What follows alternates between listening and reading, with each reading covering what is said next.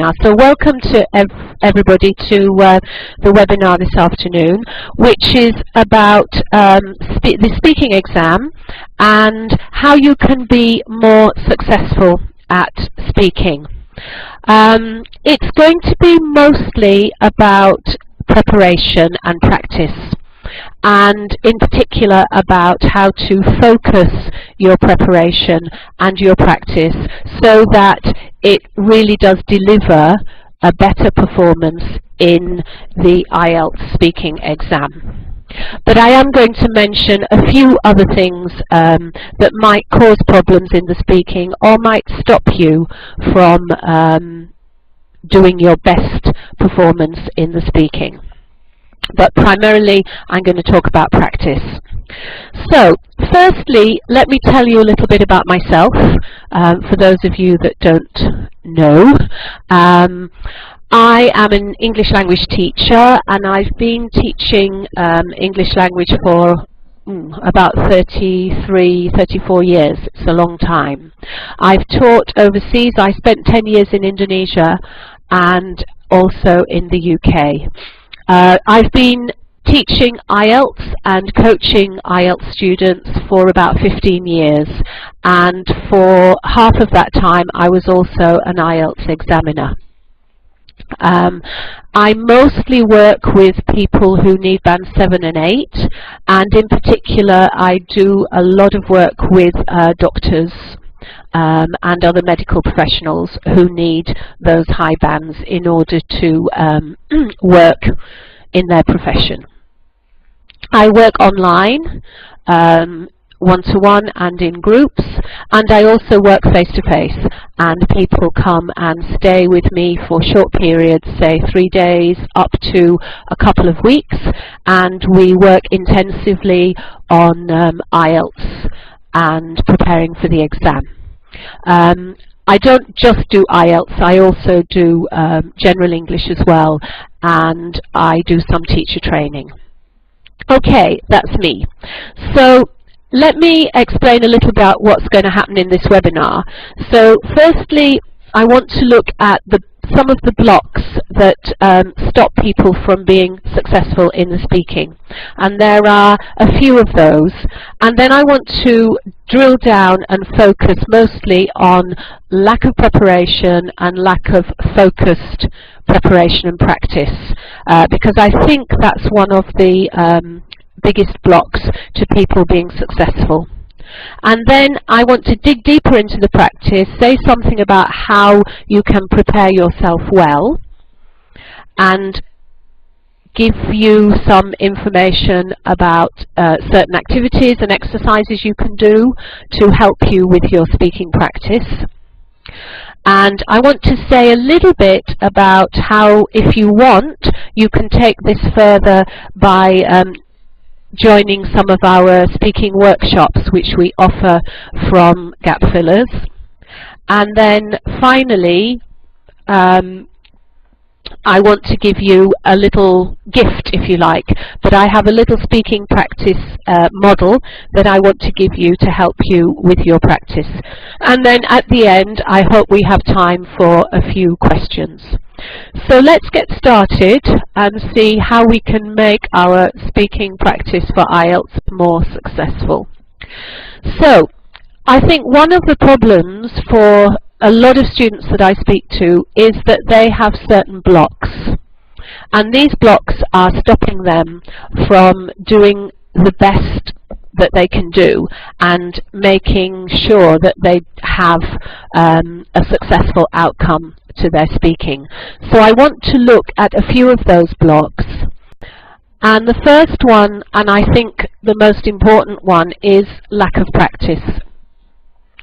I'm always very surprised when I speak to students who tell me that they're leaving their speaking practice until the last minute. And I really don't understand why that happens, because language is not in boxes. You don't have your speaking bit and your writing bit and your reading bit and your listening bit. It all interacts and interplays. And if you think about your own language, all the time you're speaking, you're listening. All the time you're writing, you're thinking about words that you know from your reading. Everything is connected. We don't have all these skills in boxes. It's just simply the way that exams examine language that puts them in boxes. But in the natural way of things, everything is connected. And so to leave your speaking till the last minute, I think, is at least a little foolhardy. I find that happens sometimes with the writing too. And people will spend a lot of time on reading and a lot of time on listening, which is important, and I'm not saying don't do that. But what I'm saying is that the two exams where you can actually have a big influence over your score are the reading, are the writing and the speaking. Sorry, Sanjay, is that better? I think you were having some problems with the sound. Okay, I hope that's better. Let me know if it starts happening again. Sorry, I was saying you can influence those because you can prepare yourself, much better for your speaking and your writing because you have control. In the reading and the listening, you have no idea what's going to come. So I think it's very important that you do prepare well for the speaking, just as you prepare for the listening and the reading. And these are some things that people don't do. So firstly, I've mentioned leaving it to the last minute. You can't hope to prepare for a speaking exam the night before. In fact, language, it doesn't work like that. It's not a case of reading it and remembering it, and we'll talk more about that later. Not finding opportunities to speak. You have to practice, you have to speak to people, you have to use your spoken language, and you need to find opportunities. And I think there are few excuses now with the internet, because there are lots and lots of places that you can find speaking partners. Lots of language sites will hook you up with speaking partners. Maybe not specifically for IELTS, could be just for general English, but it doesn't matter, because IELTS is just an application of that language. So you need to find opportunities. Hoping the other tests will get you through. That if you don't perform well in the speaking, it's fine, because your listening and reading will get you through. Remember, you have no idea what's going to be in the listening and the reading. No idea. But your speaking is in your hands, and you can control that. So I think it's not a good idea to put it second best. And then finally, being unrealistic about your ability. You really need to make sure that you know what your level is. If you're looking for a band 7 in speaking, you need to know that your language will deliver you a band 7. And if it's not at band 7 level, then you're going to have to think about improving your speaking before you go for the exam. I'm sorry if it's choppy. I've checked the microphone and everything, and I think it must be the site.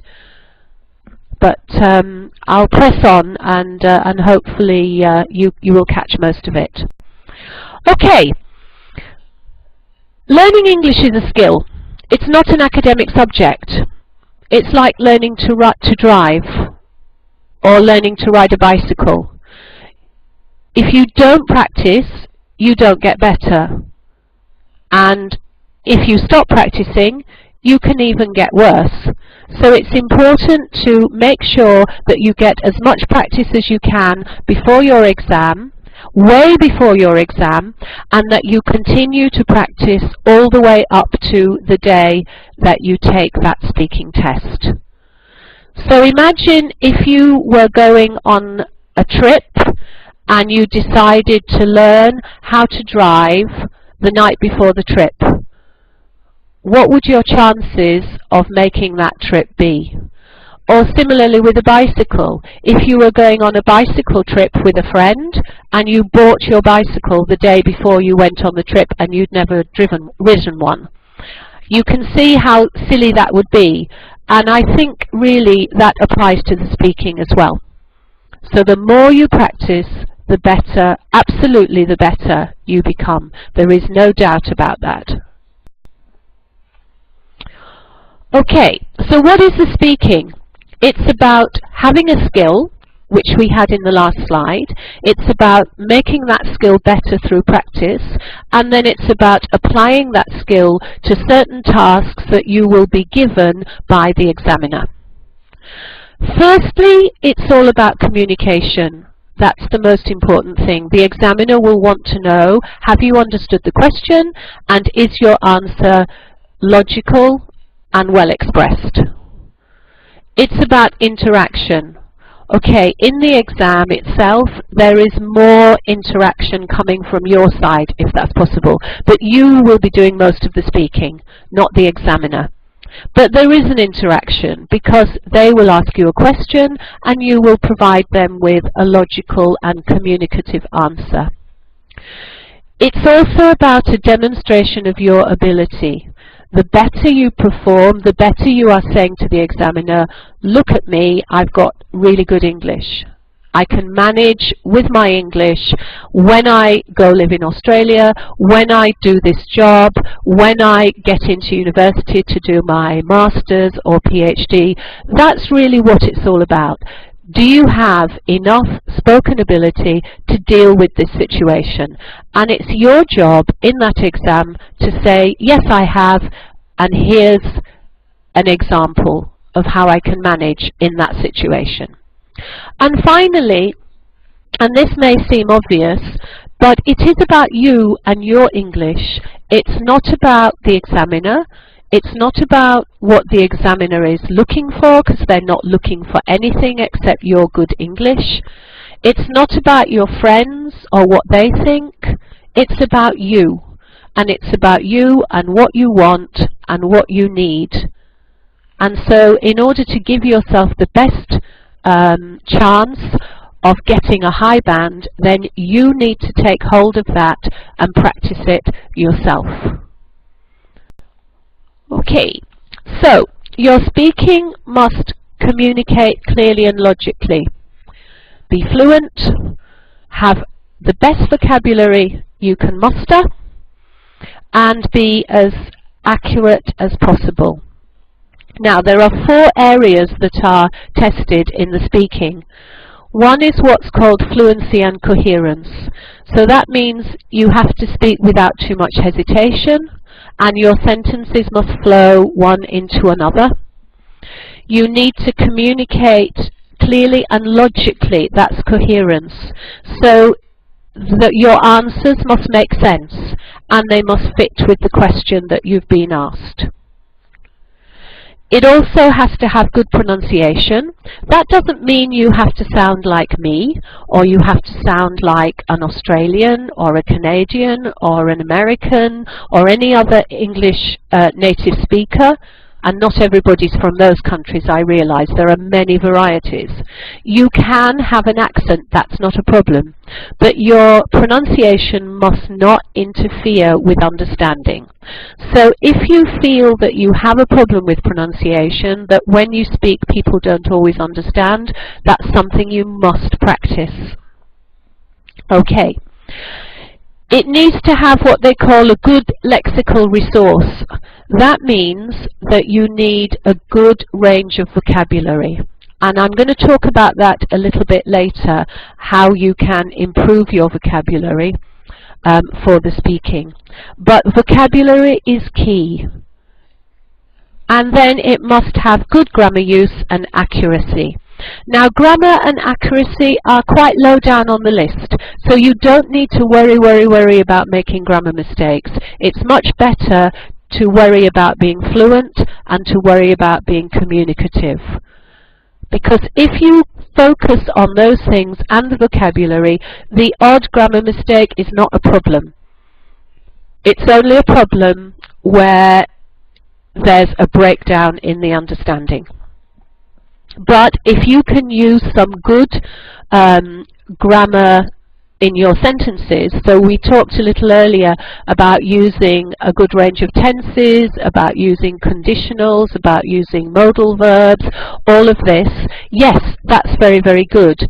But if you find it's not easy to use all of those, then make sure that you've got good vocabulary and that the grammar you do use is as accurate as possible. Yeah, it's easy to forget things, Nan, when you're a bit nervous. But then if you practice, then you forget less. So that's another good reason for practicing. Okay. Now, these are the IELTS band descriptors. I don't know if you've seen these. If you haven't, then you should have a look. I'm not going to go into them because they're quite detailed, but these are what the examiner is looking for at bands 6 is here, 7, 8. And these are the 4 categories that I mentioned before. So fluency, pronunciation, vocabulary, grammar. And here you'll see in each of the sections exactly what the examiner is looking for. If you put into Google IELTS band descriptors, you will get this. It's a PDF and you can just download it and have a look. Yeah, it's impossible to see. I'm just showing it to you as an example.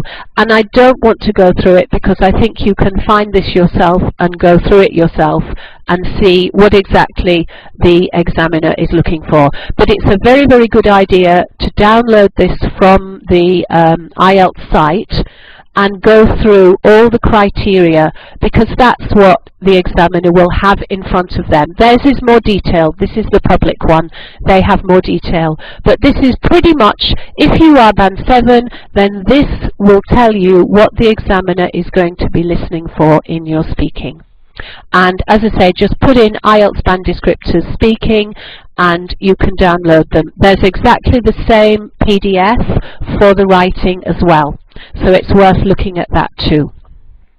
Okay, so we can find out exactly what the examiner will be listening for in your speaking. So I suggest you all go and find that later. Okay, let's have another look at some blockages. And the second block is listening to gossip. And I wrote a piece on my blog a couple of months ago called IELTS Myths. And IELTS myths are things which, I don't know if you know the game Chinese Whispers. There's a game called Chinese Whispers where somebody whispers a sentence or a word to somebody else, and then they whisper it to somebody else, and so on down the line, and then the last person has to say what the word was. And inevitably, when the last person says the word, it's completely different from the word that the first person said. And so a lot of this gossip around IELTS is a bit like Chinese Whispers. Somebody says something and it gets passed on and it gets changed. And there are lots and lots of silly things going around, like the kind of questions that, the kind of answers that you must give. Somebody said, if you hesitate for more than 10 seconds, you only get a band 5. I am quite sure that the examiner will not be counting how many seconds your hesitations are. And so those kind of myths are not useful because A, they're not true, and B, they distract you from what you should be doing, which is improving your performance. So avoid these stories. Secondly, take with a pinch of salt. I don't know if you know that expression, but if you take something with a pinch of salt, it means you listen to it with great caution because it might not be true. So you don't take too much notice. And I would say advice from friends, because this also suffers sometimes from the Chinese whisper syndrome. I have found a lot of dodgy, or what's the word, not useful advice which has come from people who have just passed the exam. So be careful, because sometimes what people say is not necessarily the situation that you'll find yourself in. And everybody's exam might be slightly different. Their feeling about it might be slightly different. So just be cautious when you hear things from people. And be careful on the internet as well, because I've looked at sites and I know other teachers who've looked at sites, and some of the information is just misleading. So do be careful of what you read. Now, there are 3 blogs that I look at, and I know a lot of you look at, and they are very good and well worth subscribing to. One is Dominic Cole's. The other one is Simon's IELTS blog, and a third one is Ryan. Now those 3 I also like to follow and look at because they give very good advice. There are others that are very good too, but there are some which are very misleading, so do be careful. And your IELTS Bible, I like to call it, because if you need to know anything about the IELTS exam at all, these are the places that have the most, well, not even the most, but all accurate information. So anything from the British Council IELTS site, because they administer the exam, and anything from Cambridge IELTS, because they write the exam. So any of those pieces of information are going to be accurate and true. And anything else, just be a little careful. The third blog was Ryan. I think some of you call it Rian, R-I-A-N. Ryan's blog, I think he has a few videos, I'm not sure. And the others are Simon and Dominic. Dominic stopped his for a while, but he started it again in December, so that's up and running again. But they give really excellent advice and some very good examples. Okay, let's move on. Block number 3 is memorizing. People memorizing vocabulary is okay, but as I can't remember who said it before, you memorize all the vocabulary, and then when you get into the exam, when you get into the exam, you forget it all. That's true. So to stop yourself from forgetting that vocabulary, you need to use it. If you don't use it, you'll forget it. So as soon as you get a new word, try and use it quickly in a sentence. Okay, but memorizing and trying to regurgitate or bring it out of your memory in the exam is a very dangerous shortcut. It's not really a shortcut, it will cost you, because the examiner will know. They always know if you come out with a memorized sentence. You don't know what the questions are going to be, so you can't memorize. Oh, thank you for that link. You don't know if they're going to fit the question. The question that your friend got 6 months ago might be slightly different when you get it. And the answer that you memorized from your friend who got a band 7 might not fit the new question that you get, and you might end up getting a 6 or a 5. So don't memorize answers. Learn vocabulary and practice vocabulary in good sentences, but don't memorize. And the result may be gibberish. You may end up saying something that just doesn't make sense. So do be careful. You don't memorize. The same is true in writing. Don't memorize. It is so obvious. Okay. And the final block I want to talk about is not saying enough. I have worked in the last 3 months with 3 people who really should have got band 7 when they took it, but they just didn't give long enough and full enough answers. Mooja, I'll come back to your vocabulary question at the end. So you must give full answers. The examiner is not looking for a specific answer. They are just looking for you to give as much language as you can so that they can evaluate you. So on your first answer, they might think, oh, this person is a 6 or maybe a 7. Then as you give more answers, they move towards 6 or they move towards 7. But if you don't give them enough, they might just stay at 6. So you have to give full answers from the beginning, from the first question. We don't want two-word answers, yes, no answers, if you're looking for band 7 and above. Yeah, in the 2-minute talk, you have to do the 2 minutes. If you go over 2 minutes, then the examiner will stop you. If you do under 2 minutes, you get penalized. So you can only do this by practicing doing longer answers. Okay. This is really important. The examiner wants you to do well. The examiner does not have an agenda. The examiner's not looking for anything in particular. What they're saying is, here is a question, give me your best answer.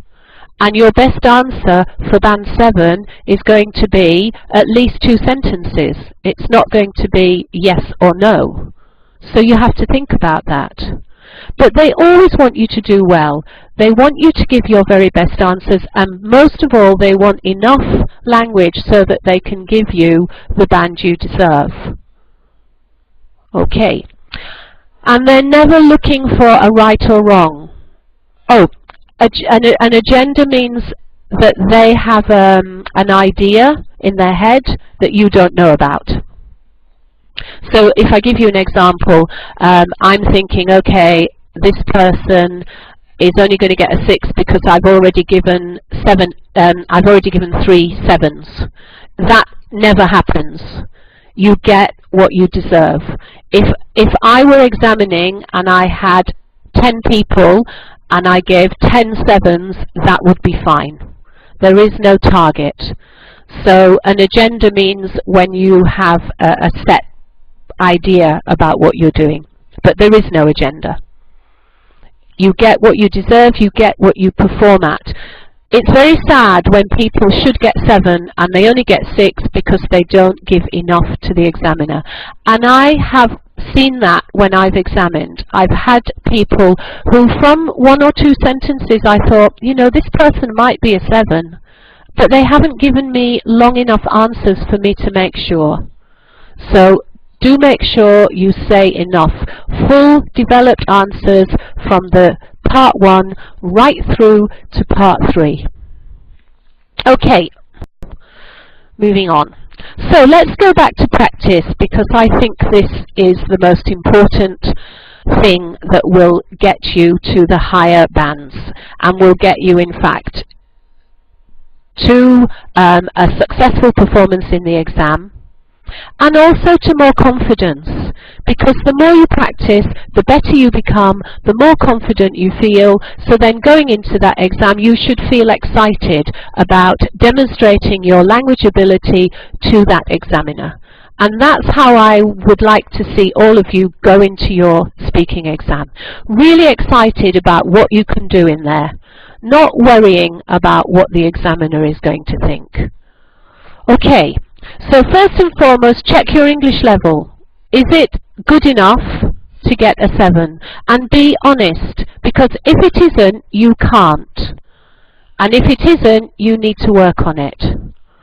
Okay. Find people to speak to. Join a club. Start a club. You know, start a book club. Find people, even if they're not English speakers, you know, say, okay, let's meet half an hour, we're going to speak in English about blah. So, you know, be proactive, do it yourself. Find people to practice IELTS with. Give each other questions. Go through the different parts. Practice your part 2 with your speaking buddy. And I'll talk a little bit later about how you can do this, because there is a way that you can all do this online. And make your own practice focused. You can't just say, okay, I'm going to talk now about festivals. You've got to think about vocabulary. What kind of vocabulary do you need? What kind of sentences are you going to use? How are you going to put that vocabulary into those sentences? It's got to be very focused, and it's got to be a process. It's not random.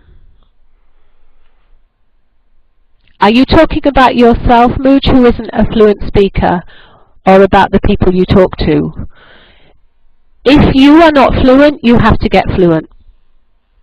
And the only way you can get fluent is by practicing.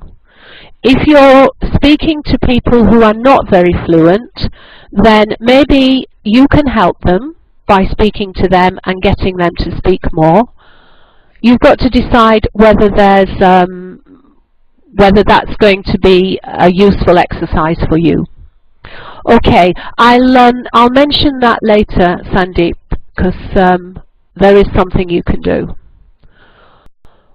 Okay, so first of all you need to check your English level. Use the band descriptors I just showed you. Download the PDF, look through them all. Can I do this? Okay, choose band 7. Can I do this? Can I do this? Can I do this? Can I do this? If the answer is yes, you're fine, go to band 8. If the answer is no, then you really need to work on that aspect. So those band descriptors will tell you step by step everything you need to do to get a band 7. So it's worth looking at them and spending some time on them. Okay, you have to be critical. You have to be honest with yourself. The PDF is, I haven't actually got the link, I'm afraid, but if you just Google IELTS speaking band descriptors, it will come up. That's what I did this morning when I got it. Okay, so how good are you? When did you last study English speaking? When did you last take the IELTS? Have you done any speaking since? If you haven't, chances are your level will have dropped. So you can start there. If you have kept practicing, then your level should be maintained.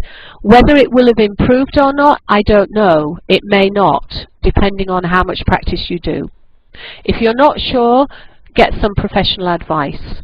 So if you have a teacher, ask your teacher. If you haven't got a teacher, remember, if you're on gap fillers, everybody gets offered a 20-minute Skype lesson with me.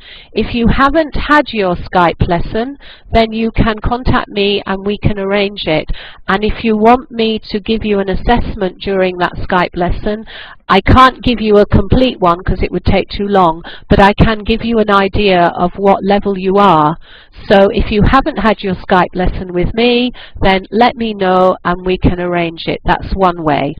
Or there are some, I think when you sign up for the test, you get some kind of speaking test, and that should give you an idea. Okay, yeah, this is recorded and I'll send everybody the link later, so you'll get access to it again so that you can download it or listen again. Okay, so make sure you've got the English level that is in alignment with the band that you want. Right, find people to speak to. If you don't practice speaking, you're not really preparing. So find people or make your own groups, whatever you can do to find people. Could you learn to drive if you never got in a car? You can't really learn to speak well if you don't speak. And remember, levels go up, go down as well as up. If you don't, if any of you have another language that you've learnt and you've been to that country and then you don't go there for a long time, you will know that you forget things, you forget words, you become less fluent. So it's very important to keep your practice going right up to the exam. So even if you took the exam, say 6 months ago, and you got, say, a band 7, if you haven't practiced since then, your level may well have gone down to 6.5. Okay, and if you don't keep using it, you will certainly lose it. So organize some speaking sessions with your friends, with your colleagues, with anybody that wants to do that. Okay, now this is what I was talking about before.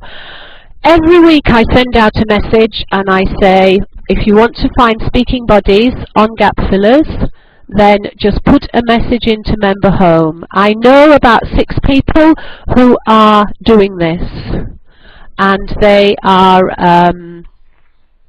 speaking on Skype with each other, going through some of the topics for the IELTS, and also just doing some general discussion.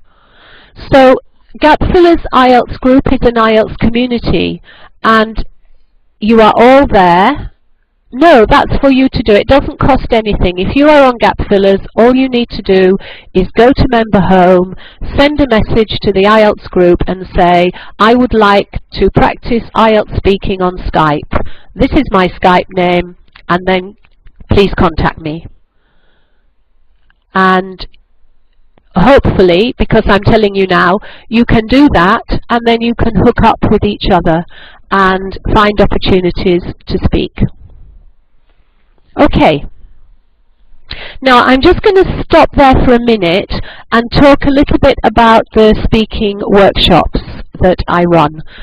So I have now done 2 sets of workshops, and the 3rd set of workshops, I'm going to put a link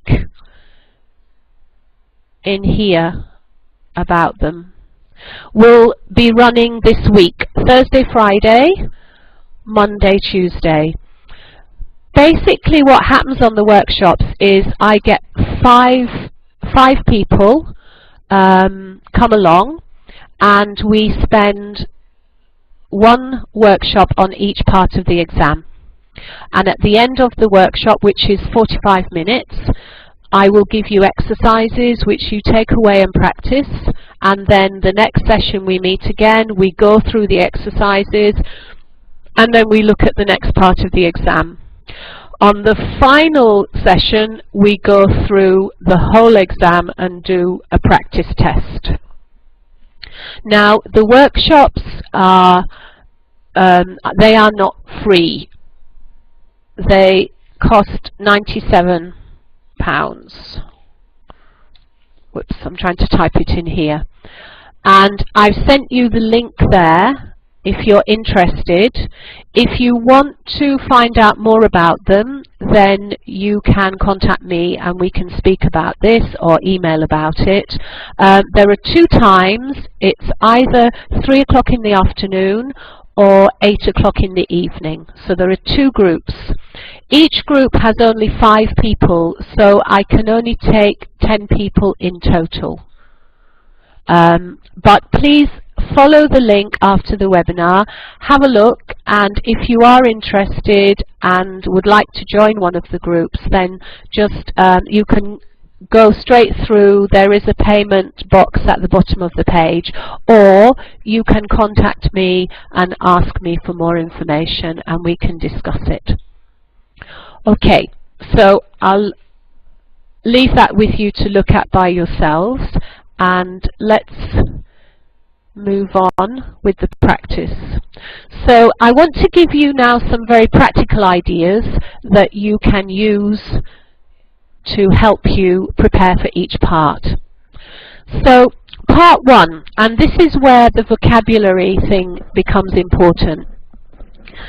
Get yourselves a folder. Any kind of folder, doesn't matter. It could be a book if you like, but it's better if it's a folder. Okay, Nan, we can talk about that. If you contact me, we can talk about that, because that shouldn't be a problem. Okay, in your folder, you should have a page or a section for each topic.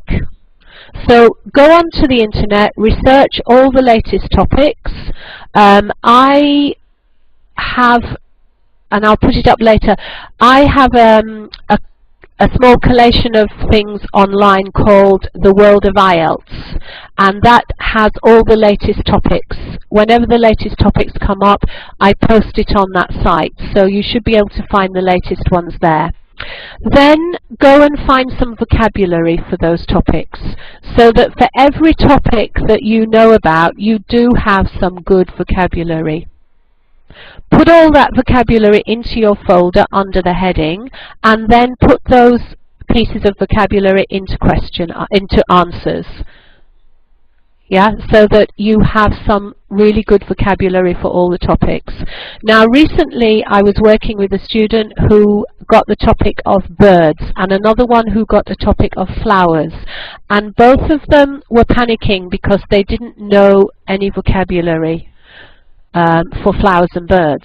You can find that quite easily on the internet and make sure that you have it. So go through the topics, put down some ideas, then find your speaking buddy and practice your part 1 using the vocabulary that you have researched. You have to be proactive about this. You cannot do it by osmosis, if you know what that means. You can't absorb it. You have to actually go out and find it. So that's my practical idea for part 1. So you have a speaking folder with all the topics in and some items of vocabulary for each of the topics. Okay. My practical idea for part 2, and this really, really works for your fluency. Research the topics, prepare your talk as you would normally, and then record it. Then listen to it, and you will hear how many times you hesitate. You'll hear whether there's anything that's not clear, and then you can do it again, and do it as many times as you need to do it until you're happy with the performance. And I worked on this in the last workshop with 2 girls, and they did theirs 5 times before they sent it to me to listen to. And when I got them finally, they were pretty good, but they said that their first efforts had not been. So it's good for you to listen to yourself and hear your hesitations. Okay. And the more you do this, the more you will hear yourself speaking more fluently, and you will be improving in your vocabulary and structure. And I've done it many, many times with students, and it really does work. So I advise you for part 2, and whoever it was said they couldn't get 2 minutes out. This will help you to get 2 minutes, because you'll see how you can expand it to make it into 2 minutes. And if you've got friends you can work with, even better. This is something we also do on the workshops. We do quite a bit of this. So that's my practical idea for preparing for part 2. And finally, for part 3, again, Google some questions for part 3. If you put in IELTS part 3 speaking questions, you'll get lots of sites with questions. Then take the questions and prepare some full answers. And make sure that your answers cover these topics here, because in the part 3, these are the 3 things that mostly you get asked. You get asked to describe how things were in the past, and that goes back to the question I had on tenses. So you need to be good at your tenses. So how were things in the past compared with now? That's a very typical part 3 question. The next thing you're often asked is your opinion. So what do you think about this? How do you feel about that? And finally, you're asked quite often to imagine. How do you think education will be in the future? That's an imagination question. And so these 3 things come up again and again.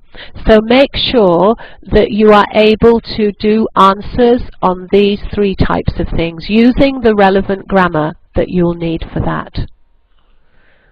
So that will take in things like present perfects, past simples, past perfects, modal verbs like should, maybe, might be for imagining, and then conditionals as well for it will, it could, it should, all of those modal verbs.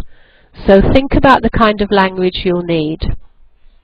To find models for this, you can go to YouTube and find some examples of IELTS speaking. And when you listen to the speaking, Don't listen to the topics, listen to the language.